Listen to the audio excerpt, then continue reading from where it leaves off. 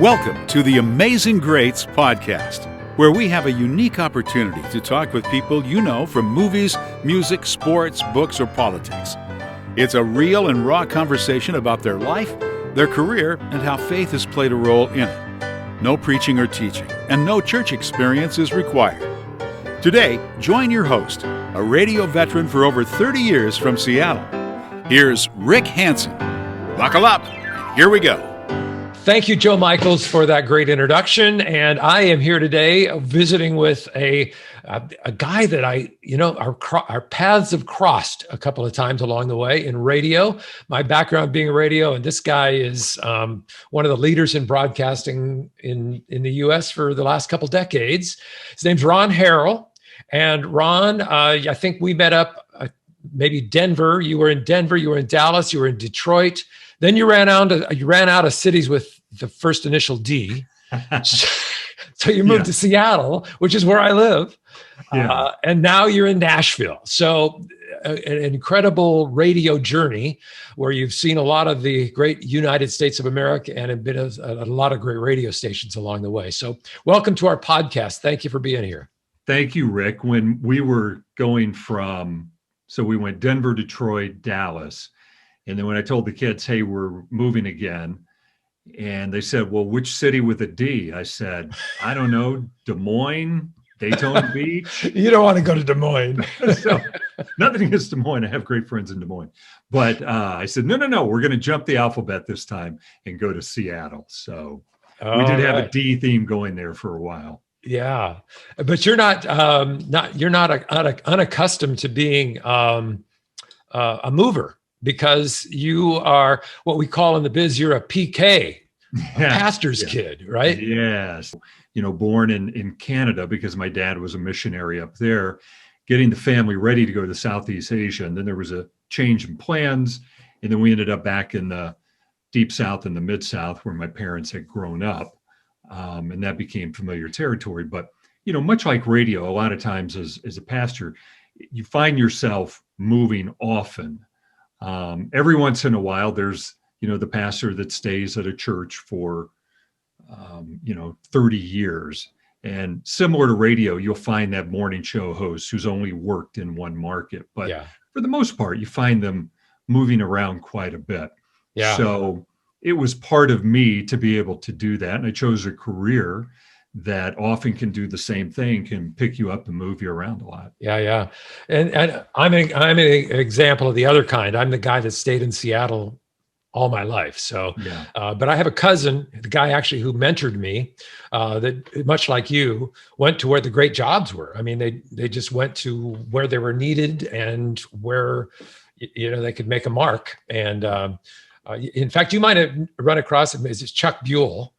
He worked at WLS in Chicago, and he worked at KFRC in San Francisco, all of these great radio stations. But absolutely. Somewhere along the way, Chuck did, some kind of voice demo for me in some station, depending on where I was, probably in Denver at one time. I had probably. But I didn't know the connection between you two. That's really cool. Yeah, he lives in Denver now. So, yeah. Yeah. And, the other thing is, Rick, that we find ourselves admiring the other person. I mean, I look at you staying in one town your entire career, and at this point I go, wow, man, wouldn't that be cool if I could have done that?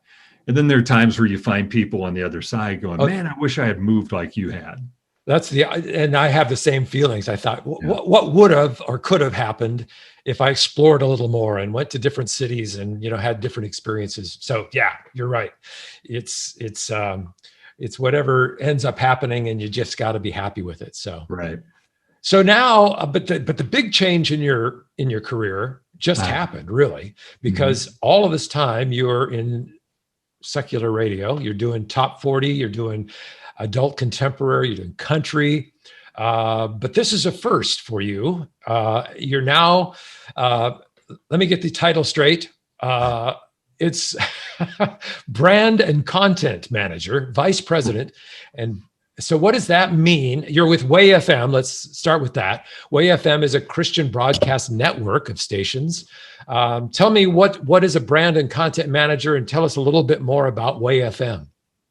For years, our position has been called program director or director of programming or vice president of programming. I'd say in the last 5 or 6 years, you've seen companies moving to this brand and content title. And it primarily came from the digital space where you had digital people that we would get in front of and we would say what we do, and the program director, you and I, being veterans of the business, we know what that means. You're responsible for everything that comes out of the speakers. Yeah. Whether it's radio, a car speaker or a desktop radio, or today a smart device or a smartphone. That's what that person does. Yeah. And it didn't resonate that well. And so somebody had the genius idea of start to call us brand directors, content coordinators, content directors, that kind of thing.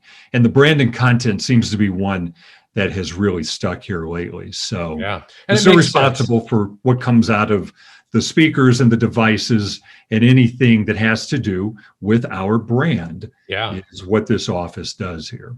Yeah, and in essence, what you look like in the community, that what the brand represents in the community. So it's probably a lot more fitting to call it brand and content manager because it is all encompassing at that point. I think so, and it's more fitting for me when I say it out loud or when you say it back to me, that I go, oh, right, everything that has to do with the brand. But for years, this office would be responsible for street teams and promotions and maybe marketing. And if you were going to do television or direct mail or billboards or anything like that, it all somehow funneled through this office. Yeah. So I think it makes more sense Yep. that it's called brand and content now. Yeah. So Way FM, living in Seattle, we don't have a Way FM station per se, but I've become very familiar with it because I'm a fan you're available anywhere on the internet. And in fact, my little Alexa lady over here, all I have to do is say, Alexa, play Way FM, and you're right there. In fact, probably it's going to happen right now. Let's hope so. But so tell us about the extent, the broad audience that Way FM has and what Way FM is all about. So we're a contemporary Christian music radio station with our facilities primarily here in Nashville, Franklin, Tennessee. And everything that broadcasts and is created comes out of this facility here. Ah, okay. And then we have about 40 signals across the country, all the way from Portland to West Palm. So we're in Dallas, we're in Louisville, we're in Denver, we're in Colorado Springs, Wichita. I don't have them all in front of me right now, but just spread out across the U.S. And we have local facilities and local teams there because we do local underwriting. And then we are listener and community supported too. So we have both of those going as a means to keep this ministry going. And that's exactly what it is. It's a ministry that we're trying to reach out to people and to an audience that needs contemporary Christian music, and then needs announcers, co-hosts, jocks, whatever you want to call them. I still call them DJs. They'll always be DJs. Although, Rick, I have moved to the term presenter lately. Have you? Not because I'm British, but just because I tell our team, you are presenting on so many different levels. You're talking into this microphone that goes out into the speakers and the devices and everything, but you're also presenting to social media.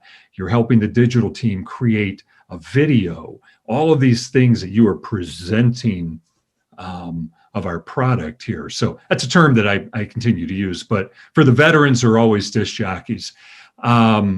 And everything comes out of the Franklin studios here that then goes out to those other facilities. So are all the stations owned by the company, or are they just? Yes. Okay. All right. Yes. Yeah. So it's all part of Way FM Media. And then on our digital front, we have something called Way Nation. And then we have Way Loud. And then we have Way Now, a couple of different music formats that we have there. And all of those extremely important to the whole ministry as we're trying to reach every different level of Christian music consumption and consumers that we can find. The one thing I love about Way FM, I do have a question about it too, and that is that the when you're talking about the presenters or the DJs or the personalities, they all seem to be very approachable, very real, and not real preachy or teachy. But they have great sense of humor. They relate in a real way. Is that the strategy, or is it just that you happen to end up with people that were like that? No, it's definitely part of the strategy. And Bob Osberg started this back in the late 80s in Fort Myers. And I think that was his approach at the time. And his strategy was to create basically a top 40 radio station that happened to play contemporary Christian music at the time, but had jocks who presented that in a way that sounded like the top 40 disc jockeys down the dial. So our slogan is uplifting, upbeat, and real.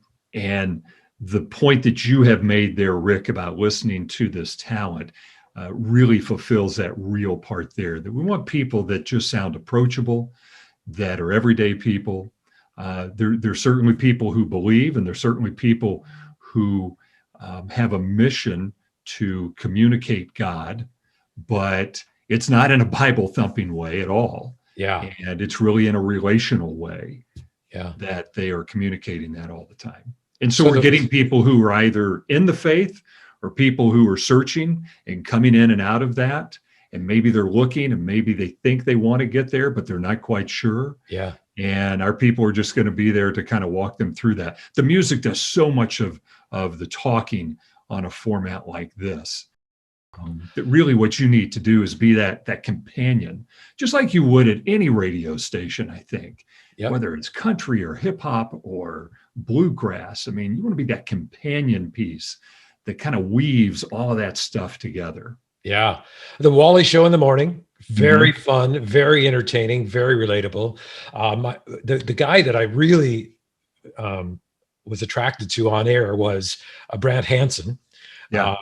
Brant is just so dry. His humor is so dry. And, and he wrote a couple of books, one of which was called The Misfits. And he certainly considers himself a misfit. And so coming from that perspective, anybody can relate to that because we're all misfits, right? And then his sidekick, Sherry, is just a hoot. Her laughter is so contagious that even if it's not funny, I find myself laughing just because she is laughing, and it's so authentic. So anyway, big fan. And I love the concept of this great music and relatable personality. So congratulations on being there and starting a kind of a whole new career there. Well, I'm glad. Thank you. And I'm glad I've walked into something that is already identifying with you. I'm 6 weeks into this job, and walking into a radio station and a presentation piece that just has so much deep commitment to it, and people who have gone way before me who have set this thing up for a time for me to walk in. It's pretty cool. Yeah. So as let's kind of circle back to your Christian journey, if you will. So as a pastor's kid, there's kind of, it's a double-edged sword, as a pastor's kid, and then I'm curious as to what did Dad think of his son going into this heathenous rock and roll radio business? How did all that work for you? Well, he would tell you that it's on him that this happened, because when we lived in the New Orleans area when I was a kid, and he would trade out time on some of the local radio stations with other pastors and priests and preachers and clergymen at the time on the Sunday morning to fill in that spot. And when it came around to his time, every 2 months, let's say, he'd get his little 30-minute show on one of the AM stations in downtown New Orleans. And he challenged me one time. He said, "Hey, I want you to put together a little 5-minute sermonette and be ready to deliver this live on the radio." How old were you at that point? 8 years old. Oh, yeah. So, oh my goodness. yeah. So, and he had started me even earlier than that. I mean, I had pulpit action when I was 6 years old, Rick. It's crazy. Really? Think about it. Yeah. But anyway, he helps me to put this thing together, and it's all typed out, and I rehearsed and practice. And then one Sunday morning we go down there early, and in my mind, I can still see this radio station. It had glass on the outside looking out into downtown New Orleans. And I did my little 5 minutes. And then after that, I just became interested in radio. And so kids in my neighborhood would come over, and my dad had reel-to-reels and cassette machines. And we would turn on the 2 little top 40 radio stations in the market at the time was NOE, was it? Thank you. Yeah. NOE, a James A. No station. I still remember that legal ID. And then WTIX. Okay. And then I'd have 2 radios set up in the garage, and we would just go back and forth. And my buddies and I would have stuff that was prepared, and we would fake disc jockey and stuff. I have no tapes of those. And man, what I would give for that audio right now. But that's kind of how I got started. Then we moved again, and we were in a small farm community in Missouri. And when I was about 15, my dad had the conversation, well, what do you want to do with your life? And what he wanted me to do was follow in his footsteps. But, there's 2 places you grow when you grow up a PK. You either go into it or you run far, far away from it. There's really no in between there. Yeah. And I said, nah, I'm really interested in radio, Dad. So he had a connection to the station, talked to the manager about it. I started out board opping St. Louis Cardinal baseball. And when the season was over, the station manager just said, hey, there's a library in there that dates back to the 1940s. Go play what you want. Just make sure you play the commercials. So Memphis was the biggest, closest big market. So I would listen to Memphis radio, and I would take notes, and then I would listen to WLS at night, like every other kid in the Midwest, and take notes on those radio stations. And that's just kind of how I learned.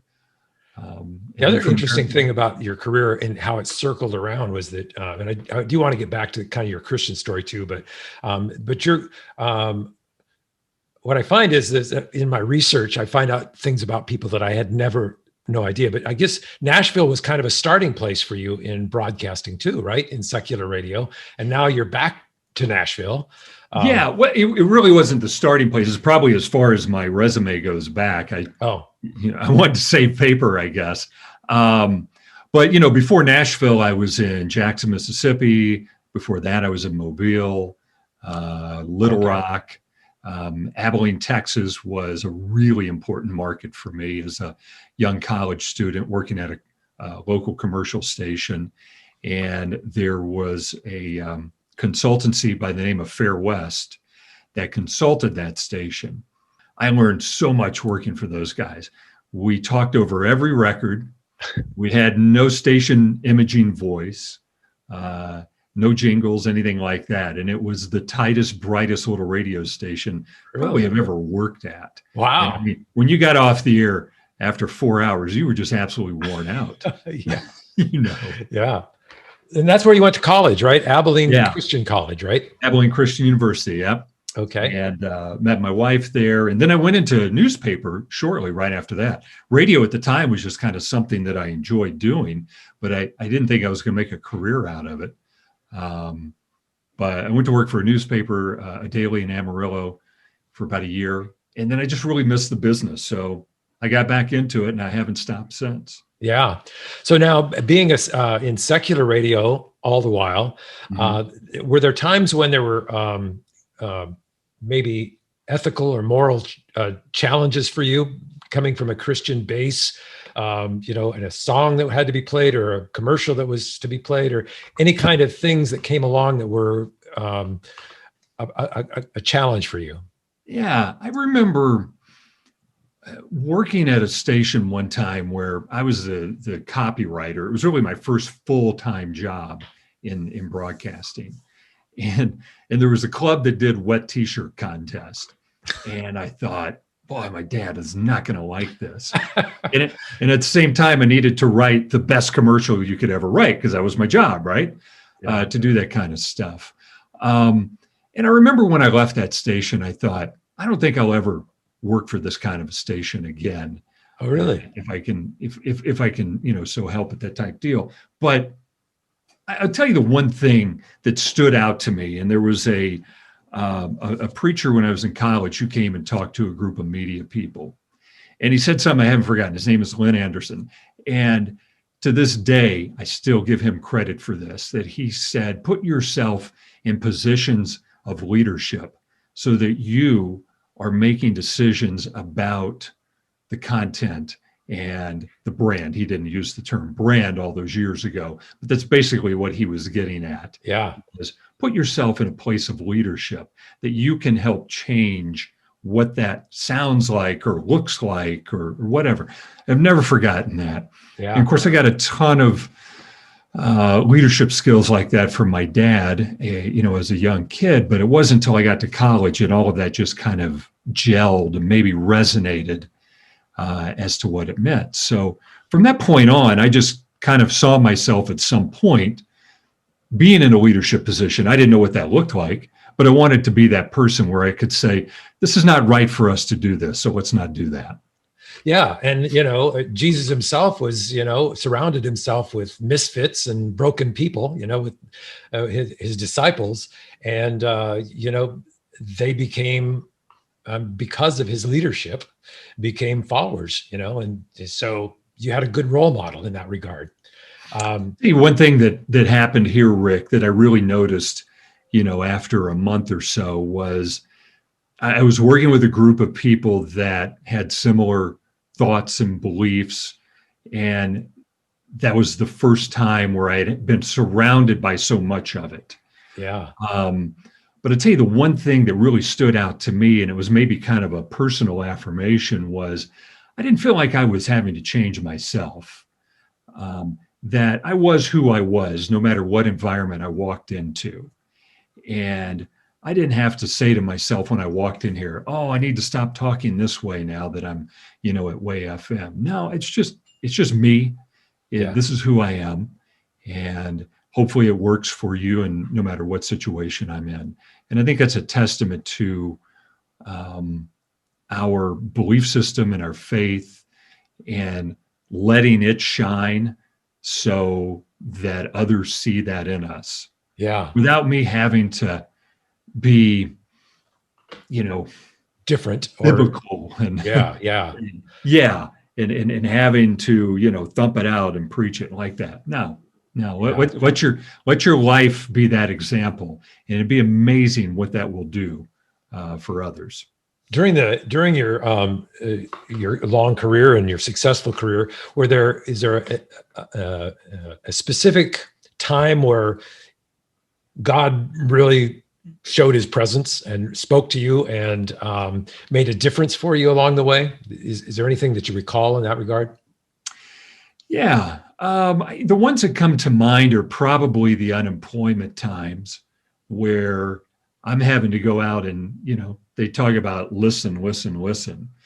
I'm not sure I know what that means, but I know that for me, it meant walking and listening to myself and saying one thing over and over often. And that was, God, make this clear where it is I'm supposed to go, what we're supposed to do. I know I have a lot of ideas, but what would help me a lot is if you can kind of narrow that down and make that so clear, because it's not just me we're talking about, it's family we're talking about, it's possible moves that we're talking about. And I just need there to be clarity. That was the one word that I would use over and over and over again. And it's also a word that I tried. You got clarity when you prayed that in that regard, that things became more crystal clear along the way? Yeah, I don't know that there was a sudden explosion, and I certainly didn't see the waters part or the clouds suddenly separate or anything like that. I think I just walked through that wilderness with confidence and knowing that no matter what happened, that there was going to be something that was deeper and greater than any job I could ever have. And that was a relational foundation I have with the Creator. And it's easy to say, especially when you're employed, but it's real too when there are times where you're sitting there going, "Wow, what's next? What do we do next? Where do we go next?" Yeah. And having to listen for that. What's the what about the flip side of that? Is there a place along the way where you really felt like your faith was being challenged and that there were prayers that were going unanswered, and you got a frustration about that? Does anything come to mind regarding that? I don't know that I was ever in a position where I was just feeling abandoned or feeling like, God, you're not there. I mean, maybe one day he'll reveal that to me, because it tells us in the end everything will be revealed, and he's going to laugh and go, "Oh, I can think of about 800 times where you felt that way." But from an early age, and I guess maybe it's just the type of personality I have, that it was never a question mark that God was bigger and that there was something that was greater than what I was doing here. I certainly went through my 20s, like most people, especially when you hit college, of questioning everything and starting to really think, it's differently than my parents maybe presented it to me. But I think it happens to everybody. Whether you have a faith or not, that happens to you. Yeah. For me, I am blessed that at times I would sit there and go, "Man, I'm not feeling this," but I never blamed that on God. My go-to is to blame it on myself. "Man, why did you do this? Why did that happen? Why did you mess that up?" Kind of a thing. I didn't point the finger the other way. How did the Way FM thing come together? Faith was that kind of a calling, if you will, or was it like any other radio job where you applied and they hired you, kind of thing? I'll give you two answers. One is, when I go back to that radio job in high school, we played this little show called Powerline, and hosted by a guy named Brother John Rivers.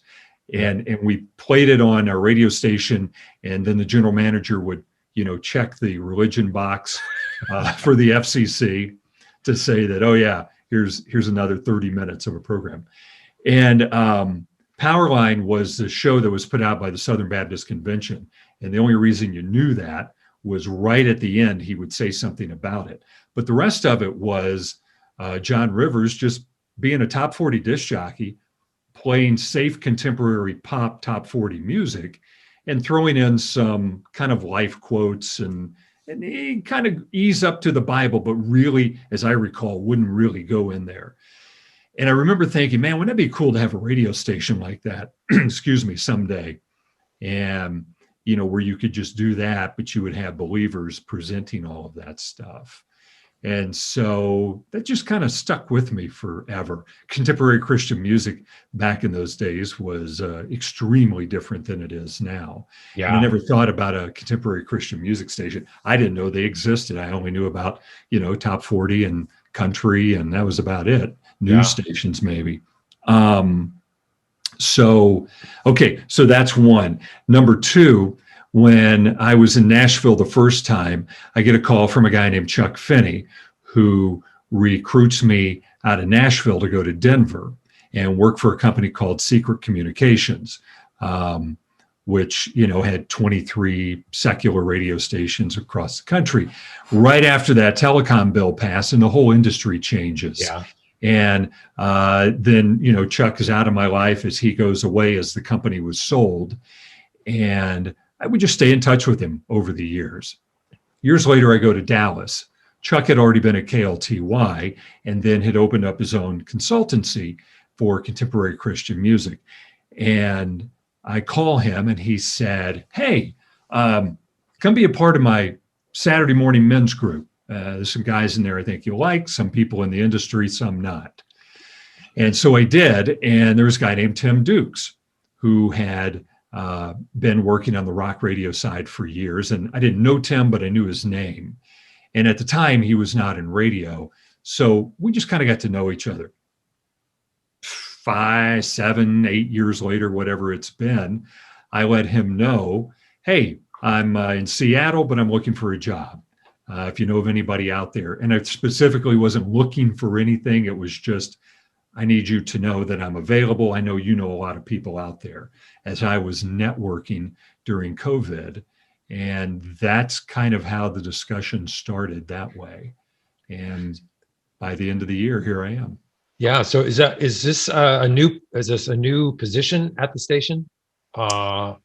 This vice president of branding content is a new position that they've created. And then the branded content director, this guy named Farron Dice, who has moved over to a ministry only position. We have a thing called Prayer Wall on this radio station that talks and serves a lot of people. And we have huge goals to increase that prayer wall number. And so that's one of the things that Farron is going to be working on, along with a lot of other stuff that just takes his focus and makes it purely ministry, which is where his heart is for Way FM and Way Media right now. Yeah. So what does your relationship look like with Jesus these days? Do you have a ritual? Do you pray? Yeah. What does that look like these days? Excuse me. I do. I have those rituals. I have prayer in my life. But let me tell you, I'm the guy too that has to be reminded, you know what? You need to pray. You need to seek out. You need to thank God. And not just at times where things are not going well, but, especially at times where everything is working together for good. That's the time that we tend to kind of back away from that. And I feel it's all like about us that we, you tend to gravitate toward you're providing the success and forget about the fact that your creator had a lot to do with that, right? Yeah, it did. And he would jump in right now if he could and say, oh, wait a second, dude, you're not perfect. You understand that, right? Yeah, I do understand that. Absolutely. But nature is a big deal for me, and getting out and seeing that. And that's where I see God a lot. And that kind of brings me back. And for other people, it's other things that they see or read or people or whatever that becomes that connection point. And I think it's kind of maybe my one thing that I would give you and your viewers and listeners, if there's anything, is ask God to help you find that connection point, because it's not the same for all of us. Yeah. If you don't like people, that's okay. You don't have to be around people to be connected to God. Yeah. Some of us would say, hey, it would probably help to have that connection, but it's not mandatory. And there are a lot of ways that you can find that connection. And I just tell people, hey, find that connection point. And also understand that connection point at some point in your life is probably going to change. It's not always going to be nature. It's not always going to be people. It's not always going to be a leadership position. Right. It's not always going to be fill in the blank of what that could be. Yeah. Be open to God saying, you know what? We're going down this road now. I'm moving you over here. Fantastic. I'm gonna let you go. This has been a great conversation. So great to reconnect with you for one thing, and to hear your background. And as much as I thought I knew who you were, I guess I didn't really know all about who you were. And now I have a much greater idea, and I really appreciate your time. Thank you so much. You're welcome, Rick. And I enjoy doing this only because I find out a little bit more about myself when people start asking questions. Isn't that the truth? So thank you for providing me that opportunity. So is there any way we can support you other than to be tune into Way FM and become fans of the radio station? Is there any other, how do we connect socially with the station? share that with us. Yeah, we have all the social connections, whether they're, through our website or through waynation.com, certainly through Facebook and Instagram and all of that. And then we have an app on our phone that you can download, which has all of the cities where we broadcast from, or you can just find us on wayfm.com. The way you can really help us is to pray for our ministry, that, God lifts us up, that God makes us servant leaders who are trying to create and grow a ministry that has the goal of presenting culturally relevant media to an audience that needs us. And I have to, and of course I'm brand new into this, but I have to keep saying that over and over and over again, because that's really what we're trying to do. Are we like anybody else where we have frustrations operating a business? You bet we do. It is no different than any other radio station I've ever worked at, with the exception of what we're trying to do is really change people's lives with that content that comes out of the speakers and the devices and the video and all of that. That's our goal. So please pray for that. I would give you a big virtual hug just for those prayers. Ron, thank you so much for your time. Thank you for being a part of this great radio station. I'm excited to kind of hear and see you coming through the speakers as well, as some of your ideas are transmitted through your work there. And great to talk to you. Thank you, Rick.